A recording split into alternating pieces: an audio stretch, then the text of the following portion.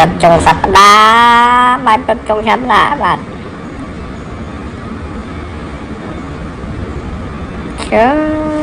បងប្អូនត្រីយ៉ាងវិសាលដែរដាក់ផឹកអើយទៀតបាទចុងសប្តាហ៍ទៅហើយនេះបាទ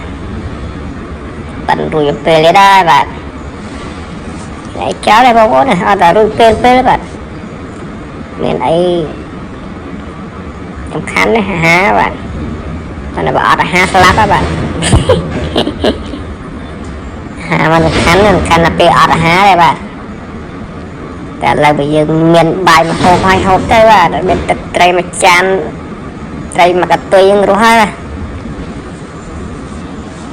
ទតែខ្លះគេហូបផងទៅហូបតែ hamburger ក៏រស់ដែរបងប្អូនយើងមានដល់បាយហើយហូបរស់ទៅចាប់ហើយបាទវាហាពេលព្រឹកបងប្អូនបាយពេលព្រឹកបាទហារៀងរុំទុំពេកបាទបាយព្រឹកបងប្អូនអើយបាយកប់ហើយក្តាំងនេះហូបចេះសល់ចេះហូបវគ្គនេះមិនមែនវគ្គហូបរើសទេបងប្អូនគឺវគ្គរើសហូបបាទយើងទន់ដល់វគ្គរើសហូបទេបាទឥឡូវនេះហូបរើសហើយបាទអើหลับលិនណាបងប្អូនបាទគិតតាមហ្នឹងបាទ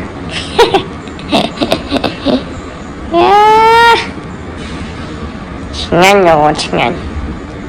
ហើយមិនងាកមិញបងប្អូនខាងណាលិចស្រកហើយរនៅបាទលិចទឹកលិចអីអត់តាមផ្លូវតាមផ្ទះតាមភូមិបងប្អូននៅទីក្រុងងាកមិញលិចដែរបងប្អូនអើយលាត់ម៉ូតូផងអាធូដេខែទឹកអត់រួចបាទ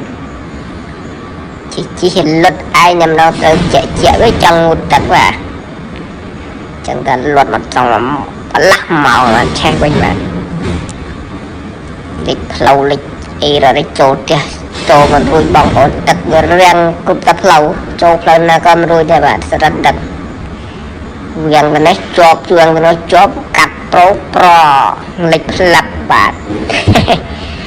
លត់ឈឹបបាទទូដេបាទណាបងអើខែភ្លេងអីមានលុយអីទិញល្អជិះទៅបាទប្រាប់